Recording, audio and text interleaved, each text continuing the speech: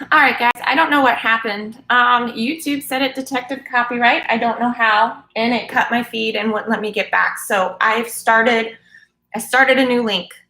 So I don't know what happened, but we'll try it again. If it does it again, I will have to figure out some other platform to use. But anyways, so the carbon went in the center. We counted up all of the bonds. So 2, 4, 6, 8. We used 8 electrons. So you subtract that from the total number you were able to use, leaving us with 8. So we have to make sure that our most electronegative elements are full with the full octet. All right, so 8 of these electrons we're going to use as the lone pairs, the dots around oxygen first, because it is the most electronegative. It is furthest to the right on the periodic table compared to the carbon and the hydrogen. So I'm going to place dots. So I'm going to use up 6 of the 8 there, and then I'm going to use up 4 over here. All right, so I've used 2, 4, 6. Oh, I put 10. We only used 8. That gave us 10. Maybe I can do math later. All right, so we have 10 left. So I used 2, 4, 6, 8. I used all 10 of them to build that structure. Now, if you notice, there is a problem with that structure. Okay, the problem is carbon. Okay, carbon is not a metal. Carbon's a nonmetal, meaning it has to have 8 electrons around it to fulfill the octet. He does not. He only has 2, 4, 6 around him. So we can't leave him like that. And I didn't get to talk to you about this on Friday because we were doing simple structures, but you're going to run into this from time to time when an element in the structure is short of its octet. So what do? Okay, you are going to take an electron pair from one of the oxygens to form a double bond. It doesn't matter which one you choose. All right, so let's say I'm going to take these electrons and I'm going to turn that into a bond. Okay, so I'm going to take those and I'm actually going to form a double bond. Okay, so these go away. And it's really helpful when you do these to use a pencil because you are going to be erasing pairs from your structure, okay? And you don't want to use pen because pen, you're just going to have a big scribbled mess like I kind of do on my paper. But that right there is the correct structure for this compound. And this is going to happen a lot as you start building and drawing Lewis structures. It's going to make you look at the structure and see, okay, do all of the elements that have to have an octet, do they have an octet? Meaning they have 8 electrons around them. So you're going to want to check that every time you reach the 0 and you've used all of the available electrons. Okay, so that's one of the things you're going to want to do. So this is a structure. All right, it is a correct structure. Now, there's another way you could have drawn this. All right, you could have decided to take the lone pair from this guy, forming this. So you would have had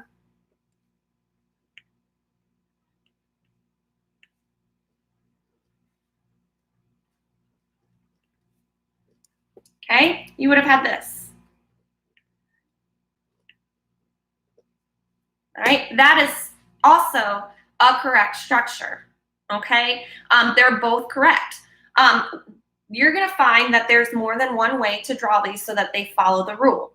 Remember that elements, let me get my periodic table here, okay?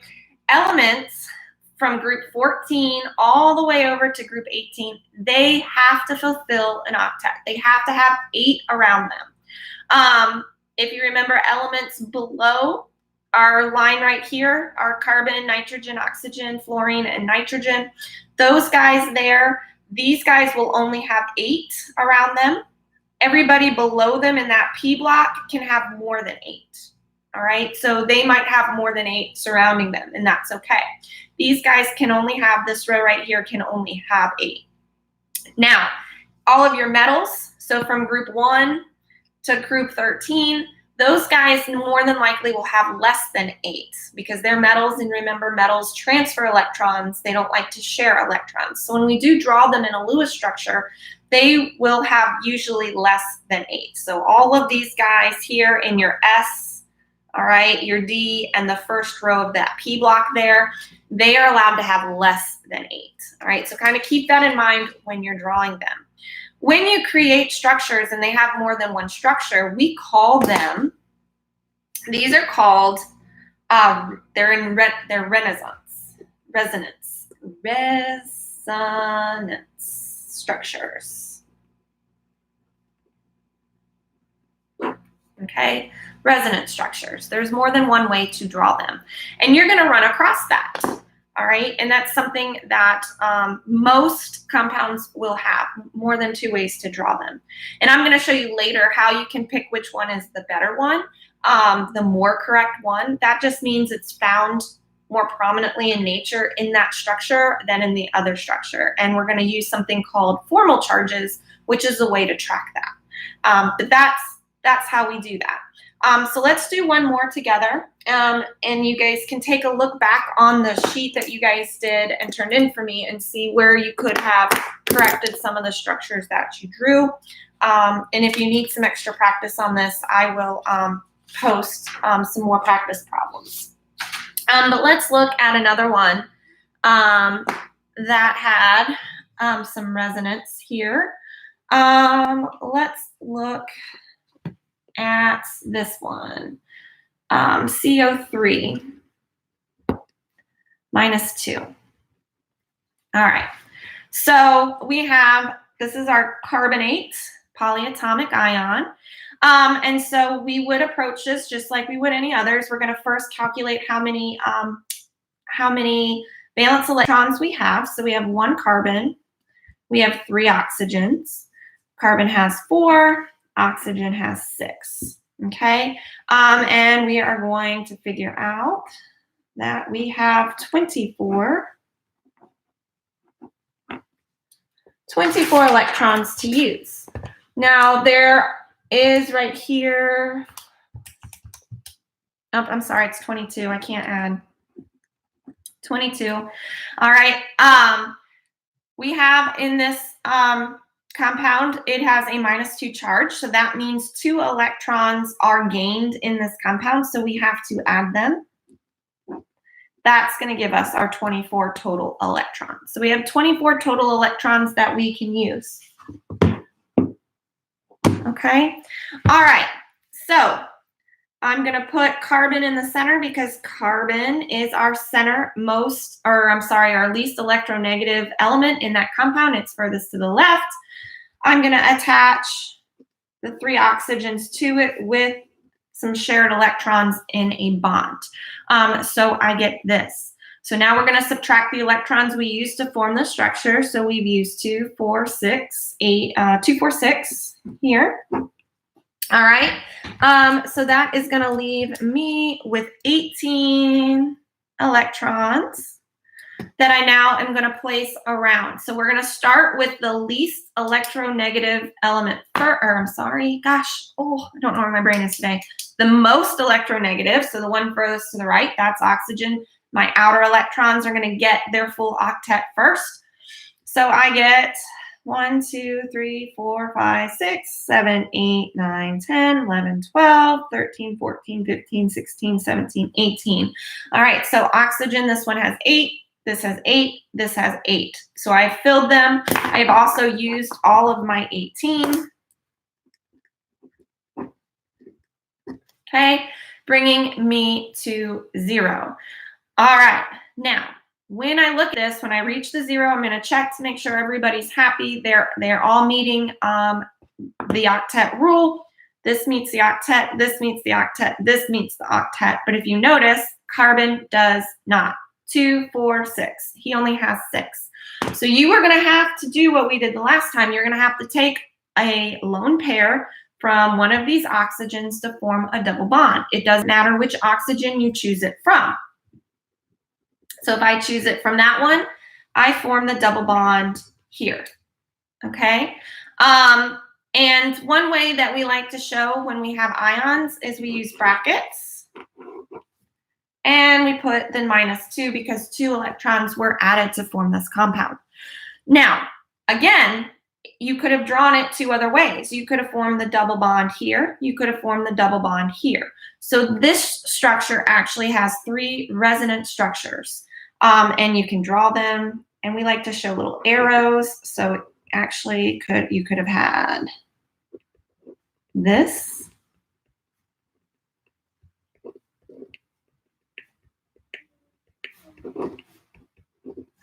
Or you could have had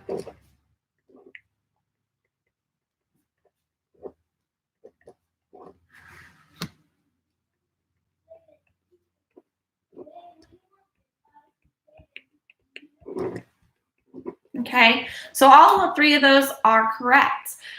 It's just something called a resonant structure. So we find that when you're forming resonant structures, the only thing that's going to move are double and triple bonds when forming those. So if you have any other questions on Lewis structures, all right, that's pretty much it. The other thing I wanted to go over, because I had a lot of questions about, were on molecular geometry.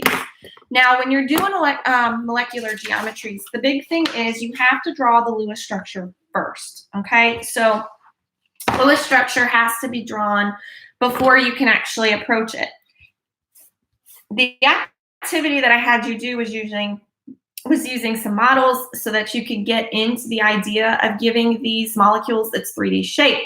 I've posted on our virtual class site, I have placed on there a chart that looks like this. Now, this is the chart you're going to want to use when determining molecular structures from here on out. So my suggestion is to print it off so that you have a hard copy of it. It gives you every piece of information you need to know about molecular structures. It's called the VSEPR theory. Okay, VSEPR theory is just a theory stating that lone pairs and bonded electrons are going to move as far away from each other so that they don't repel each other, and they're going to create a shape that provides them with the maximum amount of space in between each other and forming this shape that they look like in 3D world. Okay, it is pretty easy actually to follow the chart. So we have these things called domains. We have a thing called generic formula, the picture of what it looks like. It gives you how many bonded versus how many lone pairs they have, the name of the molecular shape, the name of the electron geometry, which I'll get into what that is later. An example of molecules that do that, it's hybridization, all right? That has to do with our orbitals. If you remember back to when we did the electron configuration and you have your s orbital, your p orbital, your d orbital, when you start bonding, there's interactions between the different orbitals and they form this hybridized electron bonding orbital. And so it gives you that. And it also tells you the bond angles it has. It's the angles between the connecting elements or the connecting electron pairs. All right, and you can see that there are 2 pages to this chart because we're going all the way up to 6. There are some others, but we're only going to go up to 6. All right, so let's look at one. Let's look at an easy one first. Let's do one we just drew. So let's look at carbonate. All right, so carbonate, and it doesn't matter which of the resonant structures you choose, they come out to be the same shape. That's why they're resonant structures.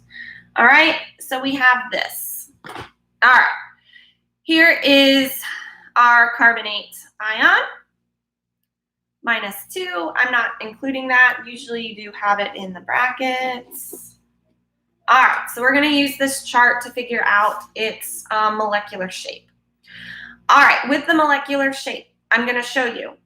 There's 2 ways you can read the chart. You can count its domain. Okay, so its domain, the domain is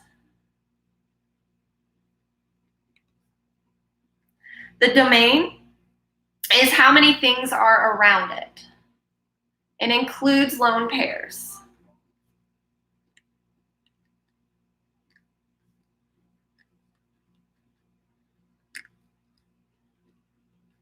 All right. So in this case, there are 3 things around it. If carbon had a lone pairs up here, you would count that as 1 as well, but it doesn't. So it's got a domain of 3. So in this case, its domain is 3. So what you could do is then pinpoint where on the chart you would be looking. So domain 3 is right here, and then you have 3 options for its shape, okay? So from there, you can either limit it down to how many bonded atoms versus how many lone pairs. So if I look here, it's got 3 bonds. You count a double bond as you would a single bond. So you would only count that as 1. So it's got 1, 2, 3. It's got 3 bonded atoms. It has 0 lone pairs. So if I look on domain 3, I can find 3 bonded, 0 lone pairs. It tells me that its molecular shape is trigonal planar. So this thing would look like a trigonal planar. Okay, it's trigonal planar. So what does that mean? There's ways we can draw this thing to show its 3D shape. And to show 3D shape to draw these, we are going to use straight lines, dashed lines, and something called a wedge when we draw our bonds. Okay, a straight line tells us that the atoms are going to lie on a 3D, or I'm sorry, on the same plane. All right, so say that they're bonded. The bonding would be in a straight plane, like on this paper. Okay, so they're gonna, atoms are on same plane. Okay, all right. If it is a dashed line like that for your bond, that's telling you that the atom is going behind you. All right, so that means, for instance, it's lying behind the paper. It's going behind the paper. So atoms are behind central atom. Okay, all right, and the wedge tells you that the atom is coming out of the paper. It's coming in front of the central atom. So the atoms are in front of central atom.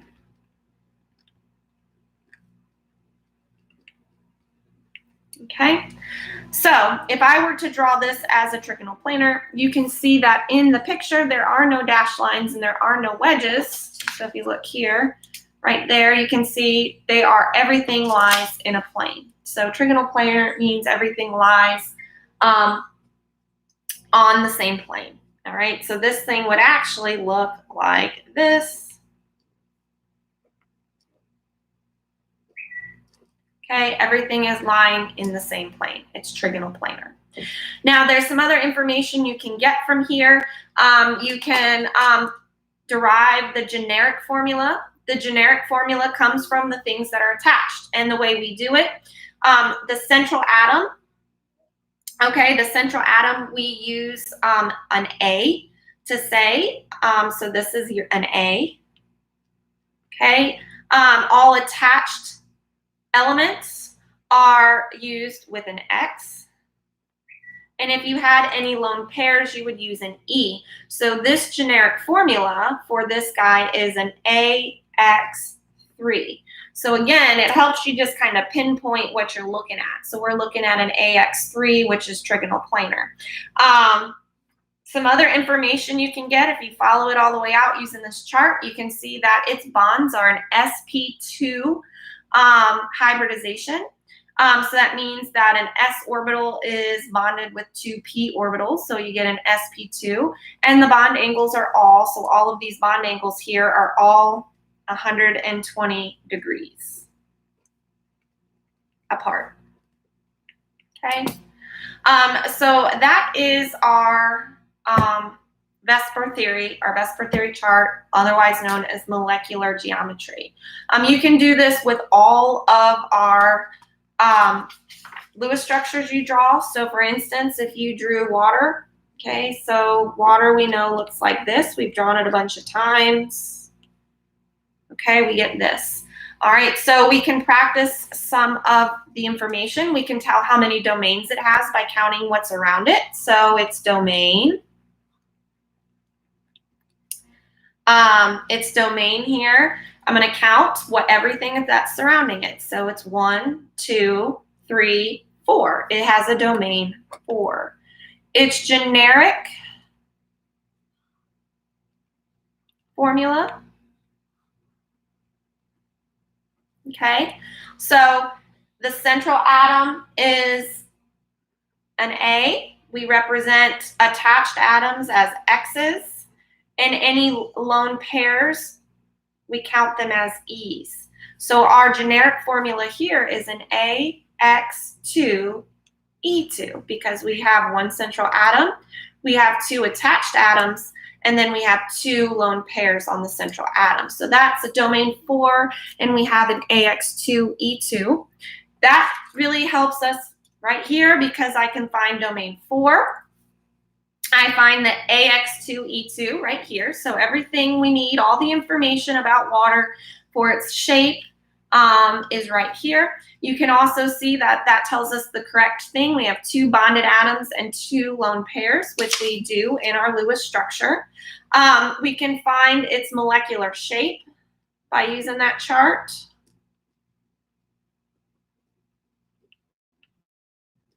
And it says that it is a bent structure. All right, so it actually, when we look at this thing, if we could see it, its molecular structure would look bent. We can see that its bonds, if we follow all the way out, are an sp3 hybridized.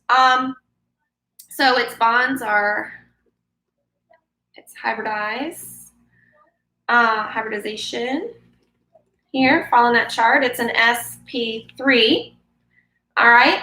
And all of its bonds are 109.5 degrees. Okay, so that chart gives us all the information that we need.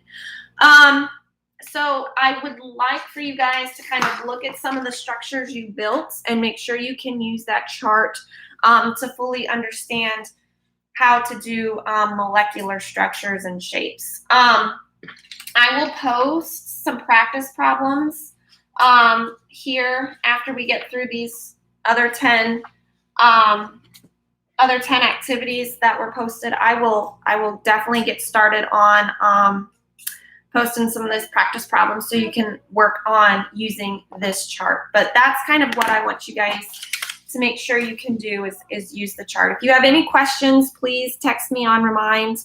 I am available from 8 to 3. I may be a little bit slower after that because I have a bunch of little kids that are they have nothing to do. All right, so let me know if I can help you anyway, but that should kind of get you started and looking at some things. All right, guys, have a great rest of your day.